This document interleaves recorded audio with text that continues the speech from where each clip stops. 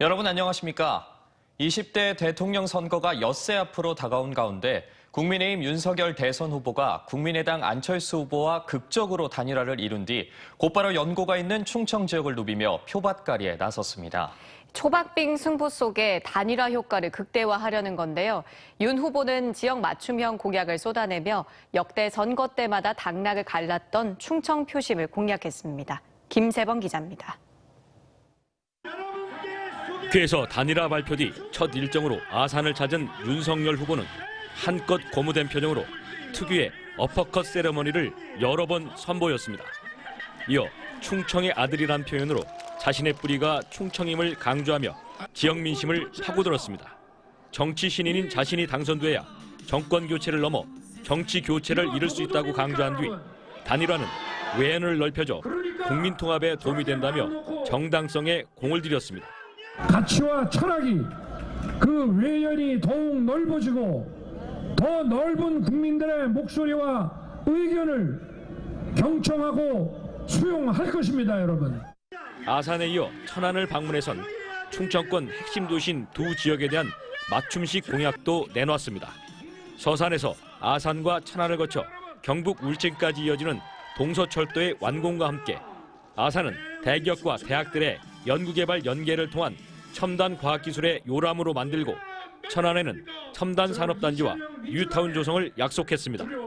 이 천안과 아산 지역을 대한민국 미래 신산업의 요람으로 만들고 R&D의 중심으로 만들겠습니다, 여러분. 공주로 자리를 옮긴 윤 후보는 부친을 비롯한 조상들의 고향이라며 인연을 부각하고 공주 부여의 백지문화권 정비 사업을 마무리해 세계적인 관광도시로 육성하겠다며 지지를 호소했습니다. 충청권 마지막 일정인 세종에선 교육과 문화, 미래 신산업이 자리 잡아 행정 수도를 넘어선 진짜 수도로 만들자며 기존의 국회의전과 청와대 집무실 공약보다 한 발 더 나아갔습니다. 국민의힘 윤석열 후보가 사전투표 하루 전 단일화를 이루어 충청 민심에 공을 들이고 있는 가운데 민주당은 명분 없는 단일화라는 반응을 보였고 지역 정가는 충청 표심이 어떻게 흐를지 파악하느라 분주했습니다. TJB 김세범입니다. 내일부터 이틀간 대전 82곳, 세종 22곳, 충남 210곳의 사전투표소에서 제20대 대통령 선거 사전투표가 실시됩니다. 사전투표는 오전 6시부터 오후 6시까지 주민등록증이나 여권, 운전면허증 등 신분증을 준비하면 별도의 신고 없이 가까운 사전투표소에서 투표가 가능합니다. 코로나19 확진자와 격리자는 모레 방역당국의 외출 허용 시각부터 오후 6시 전까지 사전투표소에 도착하면 일반 선거인과 동선이 분리된 임시기표소에서 투표할 수 있습니다. 선관위는 이번 선거부터 우편 투표함 보관 장소에 CCTV를 설치해 24시간 촬영하며 사전투표 전날과 사전투표 기간 매일 투표 마감 후 사전투표소의 방역을 실시합니다.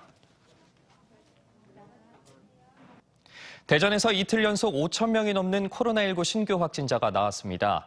요양원과 요양병원에서 집단 감염이 지속하는 가운데 새학기 개학과 맞물리면서 하루 사이 확진자가 5,067명 발생했습니다.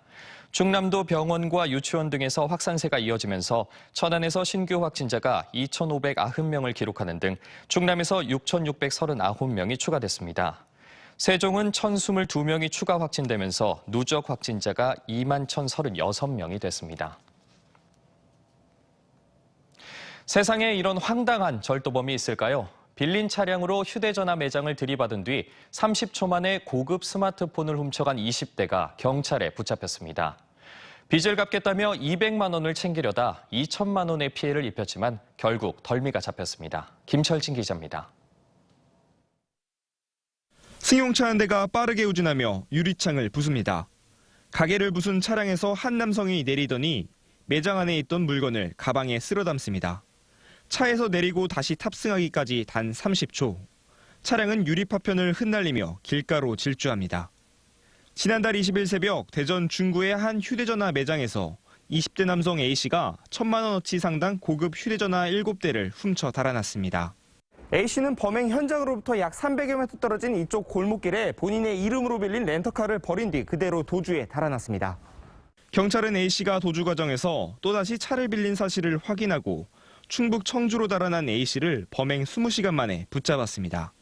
추적 과정에서 발견되었던 차량과 피의자의 위치에서 동일 차량을 발견하고 그 차량을 통해서 검거를 하게 된 겁니다.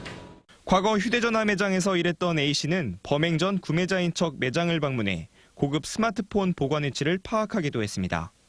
A씨는 경찰 조사에서 렌트카 사고로 빚이 있어 범행을 저질렀고 훔친 1,000만 원어치 휴대전화는 중고로 되팔아 200여만 원을 챙겼다고 진술했습니다. A씨 범행으로 파손된 매장과 렌트카의 피해는 2천여만 원에 이릅니다. 경찰은 특수절도 혐의로 A씨를 구속하고 훔친 휴대폰을 유통되는 가격보다 최대 절반 이하로 저렴하게 구매한 대리점도 작물 취득죄의 혐의가 있다고 보고 수사를 이어가고 있습니다. TJB 김철진입니다. 농촌 어르신을 노린 보이스피싱 범죄가 여전히 기승을 부리고 있습니다. 홍성의 한 농협 점포에서 80대 할머니가 보이스피싱에 속아 1,000만 원을 인출할 뻔했는데 직원과 경찰관의 기지로 다행히 피해는 면했습니다. 갈수록 수법이 다양해지고 있어 주의가 필요해 보입니다. 강지련 기자입니다.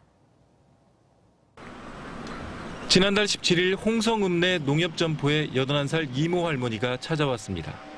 적금을 예약하더니 1,000만 원 인출을 요구했고 창구 직원이 이유를 묻자 보일러 등 집수리 비용이라고 짤막하게 답했습니다. 직원이 현금 대신 이체를 권유하자 할머니는 막무가내였고 직원이 다시 휴대전화 통화 내역을 보자고 하니 휴대폰은 수리를 맡겼다고 둘러댔습니다. 무조건 집 수리할 테니까 뭐든지 내가 다 책임질 테니까 그냥 달라고 그렇게를 하시더라고요. 근데 거기에서부터 이제 저희도 의심을 했죠. 신고를 받은 경찰관이 할머니를 순찰차에 태우고 집으로 향했습니다. 집안 보일러가 실제 고장이 났는지 확인하기 위해서였는데 경찰관의 설득에 할머니가 마음을 열었습니다. 처음 봤을 때 할머니가 좀 많이 당황하시고 놀라셨던 것 같던 어떤 전화로부터 왔다. 그래서 은행 계좌가 해킹당해서 그걸 막으려면 1,000만 원을 인출하라고 말했다고 합니다. 알고 보니 할머니는 농협 직원들이 계좌를 해킹해 돈을 빼가니 현금으로 찾아놔야 한다는 전화를 받았고 누구도 믿지 말라는 말도 들었다고 털어놨습니다. 돈 찾을 때 안 줄기라고 거의다 터져서 그거 고치려고 그런다고 그렇게 하라고 그러대요. 그 다른 사람 누구 얘기하지 말라고. 지난주에는 70대 할머니가 자식이 납치됐다는 전화를 받고 같은 점포에서 3천만 원 인출을 시도했습니다. 보이스피싱임을 직감한 직원이 경찰과 함께 할머니와 메모로 소통하면서 범인 검거에 나섰지만 눈치를 챈 범인이 나타나지 않았습니다. 농촌 고령자들을 겨냥한 다양한 수법의 보이스피싱 범죄가 기승을 부리고 있어서 주의가 필요해 보입니다. TJB 강진원입니다. 6월 지방선거에서 실시되는 충남교육감 선거에서 김지철 현 교육감에 도전하는 7명 후보 가운데 6명의 단일화가 유력해졌습니다.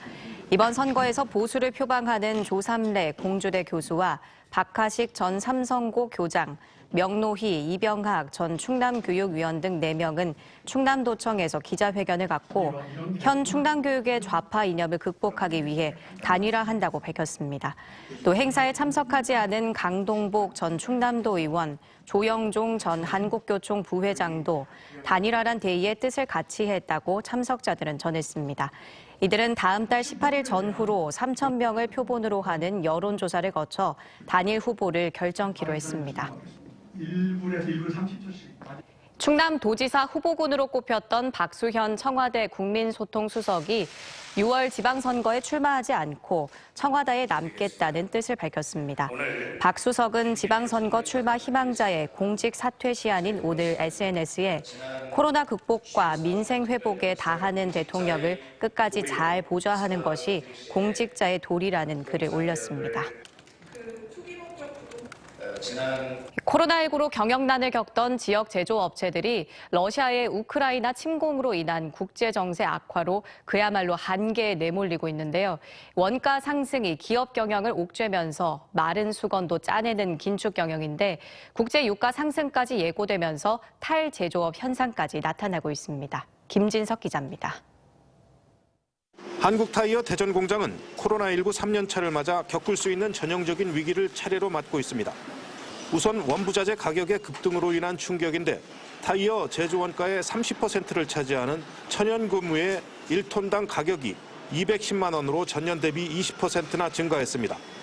해운 운임도 원자재 부담을 가중시키고 있는데 국제 컨테이너 운임비가 지난해 같은 기간보다 무려 70%가 상승했습니다. 러시아의 우크라이나 침공으로 국제 유가가 $100를 넘어서면서 수익성은 더욱 악화될 전망입니다. 타이어의 주요 원재료인 합성고무 등은 석유를 원료로 하고 있습니다. 이에 따라 타이어는 유가 변동에 민감한 품목입니다. 타이어 업계는 물량의 80% 가까이가 수출인 실정이어서 악화되는 국제 무역 여건이 경영을 옥죄고 있습니다. 판매가 예전만큼 원활치 않은 상황에서 원가는 계속 지속 상승하고 있기 때문에 수익성에 압박을 받고 있고요. 내부적인 원가 절감만으로는 해결하기 힘든 부분들이 있어서 특히 수출에 의존하는 지역의 대기업을 비롯해 중소제조업체들도 모두 상황은 마찬가지입니다. 최저임금 상승, 근로시간 단축, 중대재해처벌법 등 대내적 악재, 철광석과 고무 등 원부자재, 그리고 국제 컨테이너 가격 상승 등 돌발 악재에 시달리고 있습니다. 여기에 우크라이나 전쟁으로 인해 국제유가 상승 등 악재를 부르면서 한계에 내몰린 지역 기업의 탈제조업 현상이 서서히 나타나고 있다는 게 지역 상공계의 분석입니다. 기업을 영위하고 어떤 원가를 맞추고 생산성을 맞추기에는 한계가 왔다고 다들 생각을 하는 것 같고요. 그래서 이제 기업하는 분들이 많이 좀 탈제조업 또는 탈기업 현상들이 좀 최근에 생겨요. 코로나19와 우크라이나 전쟁이 세계 경제를 강타하면서 위기에 처한 제조업 회생을 위한 국가적 정책이 서둘러 시행돼야 한다는 산업 현장의 목소리가 높습니다. TJB 김진석입니다. 충남 소방본부가 화재 진압에 방해되는 차량에 대해 강제 처분도 불사하는 등 관련법 집행을 강화하기로 했습니다. 충남 소방본부는 주정차 차량으로 인해 출동 지연 상황이 발생하면 소방서장이나 출동 지휘자의 판단으로 차량이 파손되더라도 소방차를 진행하고 차량 파손에 대해서는 배상하지 않기로 했습니다. 이와 함께 소방연수와 소방시설 주변 불법 주정차와 물건 적치나 주차, 표지 훼손 등을 점검해 과태료를 부과하고 올해 안에 긴급 차량 우선 신호 시스템을 구축할 계획입니다. 가족이나 지인끼리 이름과 휴대전화 번호만으로 대전 지역 화폐인 온통대전을 주고받을 수 있는 온통대전 송금 서비스가 시작됐습니다. 온통대전 전용 앱 송금 메뉴에서 보낼 금액과 받을 사람 이름, 휴대전화 번호를 누른 뒤 비밀번호를 입력하면 되며 보유한 충전금 잔액 내에서 1회 50만 원, 하루 200만 원, 월 최대 500만 원까지 가능합니다. 다만 보유 한도가 최대 200만 원으로 제한돼 보유 금액과 송금받은 금액의 합이 200만 원을 초과하는 경우에는 송금받을 수 없고 사용 금액의 10%로 돌려받는 캐시백과 정책 수당은 송금할 수 없습니다. 대전시 교육청은 올해 공개경쟁 임용시험으로 75명, 경력경쟁 임용시험으로 24명 등 7개 직렬에 모두 99명을 선발하기로 했습니다. 올해 시험은 상하반기로 나눠 실시하는데 제1회 임용시험은 6월 18일, 제2회 임용시험은 10월 29일 각각 실시되며 자세한 선발 내용은 시교육청 홈페이지와 인사혁신처 나라일터를 참고하면 됩니다. 문화재청이 세종시 기념물이자 자연유산인 연기 세종리 은행나무를 국가지정문화재 천연기념물로 지정 예고했습니다.